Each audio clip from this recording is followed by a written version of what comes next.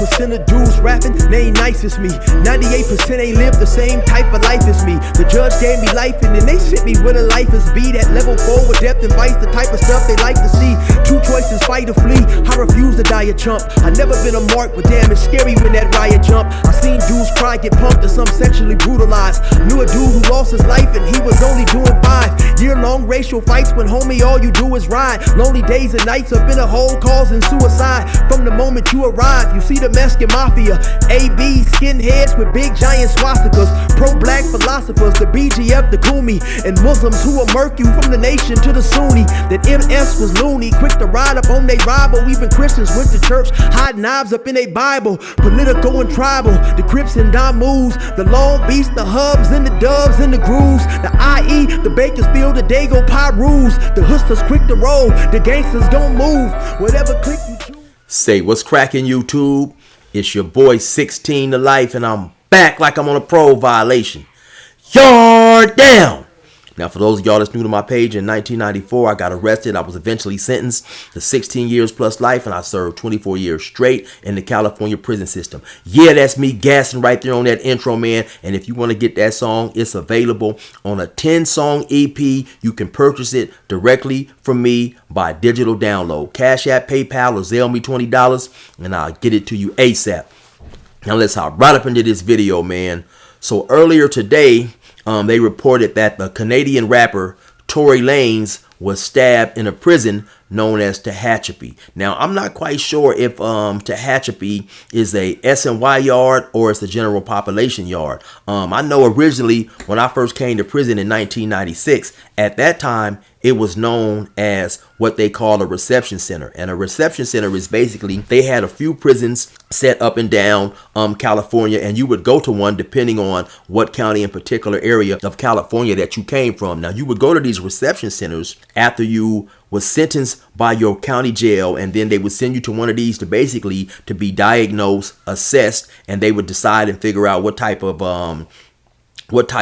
program that you needed, what type of housing that you needed, and then you would leave the reception center and go on to that prison. So I stayed at Tehachapi a few months just waiting to be, like I said, analyzed and sent wherever they was going to send me, right? I seen like a couple of days ago, or maybe last week sometime it was also a riot at Tehachapi, but I didn't look much into it. In this particular situation right here, right, you got a channel known as the Black Box, and they are reporting that actually the dude who stabbed Tory Lanez, the rapper from Canada, who was sentenced to, I believe it was 10 years for the shooting of the rapper Megan Thee Stallion in the foot. And so he was sentenced to 10 years. And so this guy right here is alleging that it was a Mexican who stabbed Tory Lanez. So I'm going to play you a portion of the phone call. And once again, like I said, this is from a YouTube channel known as the Black Box. So if you want to check out the entire phone call,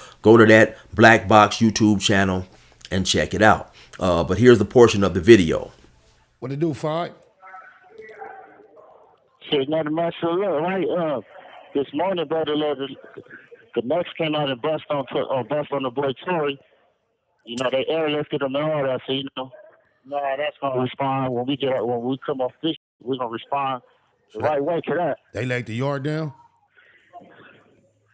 No, it happened in the building. What was it over? It was over some. What he had did he have a debt, a gambling debt or something?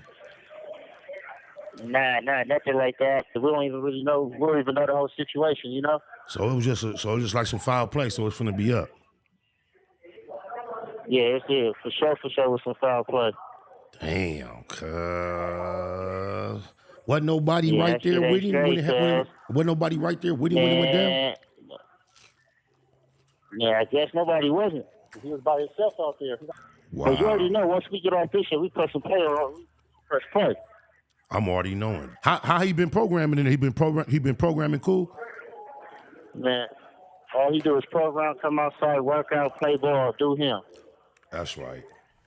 So yeah, in that video, you heard him say that it was a Mexican who stabbed Tory Lanez. Now, he didn't distinguish whether it was a northern Mexican or a Southern Mexican who did the stabbing, right? You also heard him say that they're gonna press play, basically meaning that when they come off lockdown, they're gonna respond accordingly and take back off on the Mexicans, I guess, who did it. Now, some people may be wondering, okay, well, let me say this too. Initially, some people may be wondering, okay, well, if someone has just got stabbed, don't they normally put the facility on lockdown? And how is this guy calling? Well, I believe now, all the California prisons, they basically give them tablets, and through these tablets, they're able to make phone calls. So I believe that's how he's made a phone call, through the tablet. Now, somebody else might be saying, well, isn't it kind of dumb for this dude to basically be making a call to a YouTube channel saying that when we get off lockdown, we're going to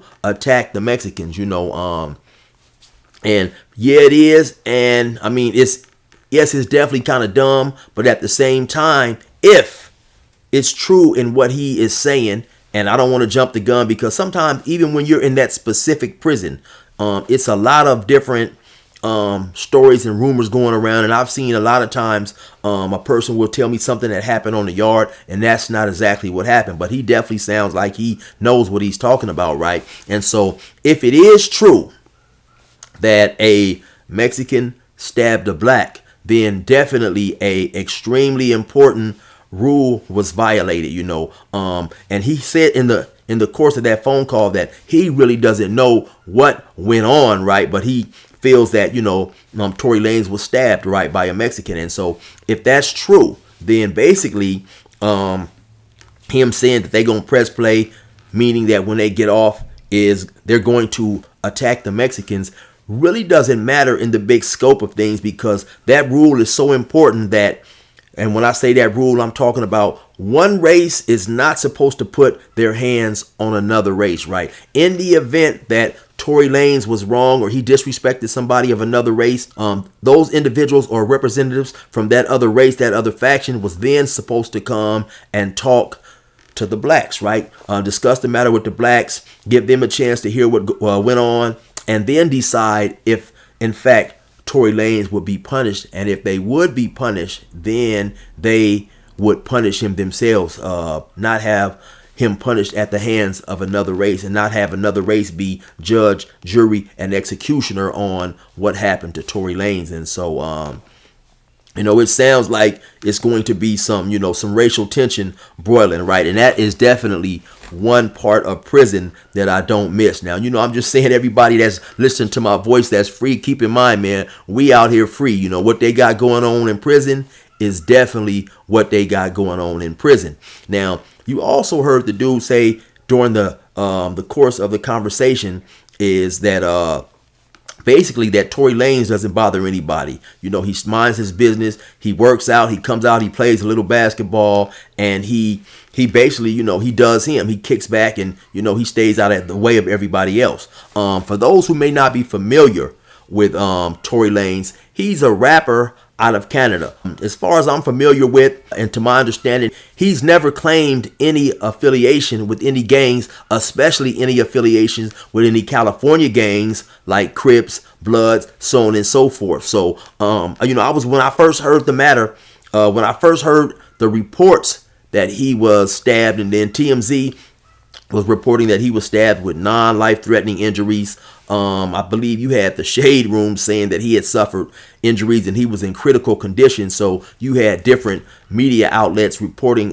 contrasting reports. But I was actually intrigued by the matter, because I believe like many others, assume that he was attacked by somebody among his own race, right? So now you have the Black Box reporting that it was actually a Mexican who stabbed him. So even though he's not a California Crip, California Blood, or even from California, when he's doing time in California, he's definitely going to ride with the blacks. He's definitely going to be housed with the blacks. So by him choosing to represent himself as black in prison, when something of this magnitude happens, then the blacks are definitely the the ones who's supposed to respond, even though he's not from California. So yeah, we definitely have a potentially serious situation on the horizon, man, and we're gonna see how this situation turns out. I think it definitely may get ugly up in there, and like I said once again,